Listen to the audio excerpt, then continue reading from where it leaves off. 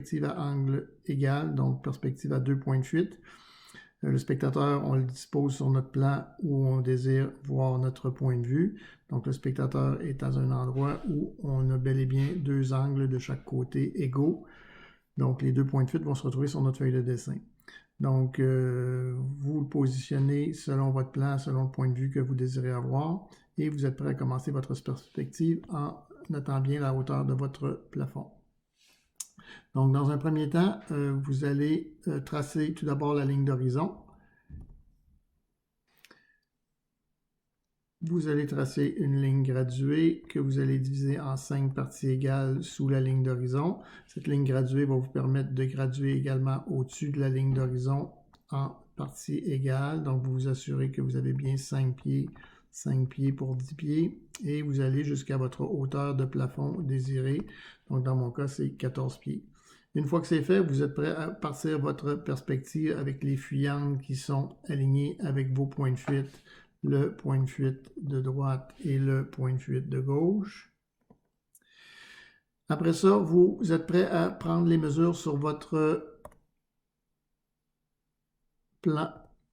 Donc, en fait, sur mon premier mur, mesure 9 pieds, j'ai un retour de 2 pieds et demi. Donc, un mur ici de...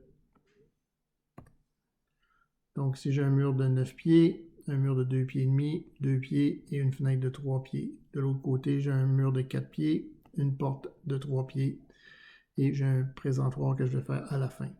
Donc, je reviens sur mon dessin. Donc, ici, j'avais un mur de 9 pieds, donc je pars de mon point 9 ici, je me sers de mon point de fuite de droite et je dessine un carré, donc quelque chose qui peut ressembler à un carré de 9 par 9.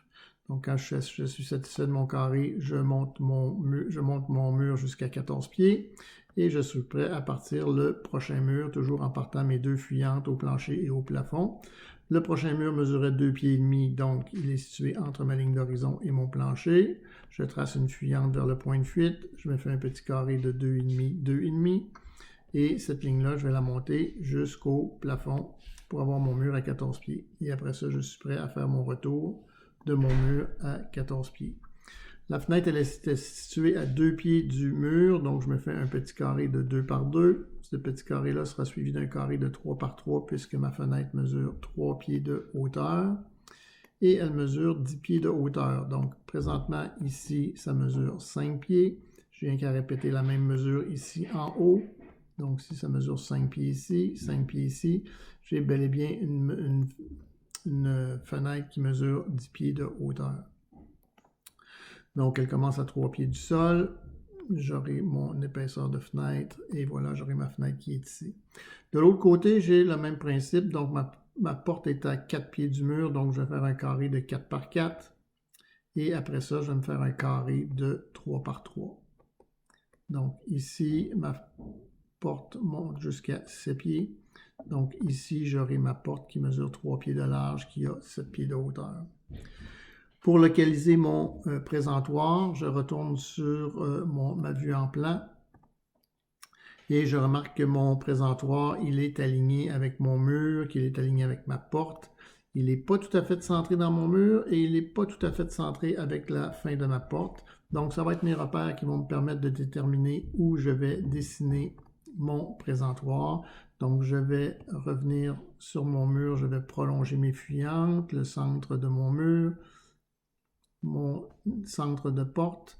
Donc, je sais que mon présentoir n'est pas tout à fait sur la porte ni sur le centre de mon mur. Donc, je vais dessiner un rectangle au sol pour localiser mon podium. Je vais monter une ligne jusqu'à la ligne d'horizon. Mon podium a 3 pieds, donc je divise cette ligne-là en 5 parties égales. Et à partir d'ici, je peux dessiner mon présentoir qui aura 3 pieds de hauteur.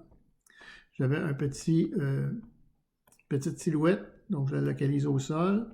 Ça me donne une idée de la grandeur de ma silhouette et je suis prêt à faire mon dessin comme ça. Donc le brouillon pour ma perspective est terminé. Après ça, il me reste à enjoliver avec par exemple une retombée de plafond.